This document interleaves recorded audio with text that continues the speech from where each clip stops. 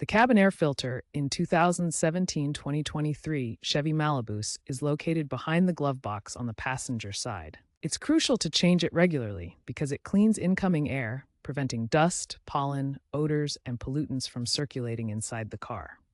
A clogged filter reduces airflow, strains the blower motor, can cause foggy windows and poor AC performance, and increases allergens in the cabin. Aim to replace it every 15,000 to 25,000 miles or 12 to 24 months, or sooner if you drive in dusty conditions. Replacing the cabin air filter is a simple DIY task.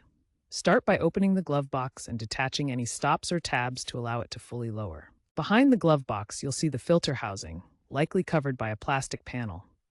Remove the panel, which may require a screwdriver. Slide out the old filter, noting the direction of airflow indicated by arrows on the filter. Insert the new filter in the correct orientation. Replace the cover and reassemble the glove box. Turn on the HVAC system to ensure proper airflow.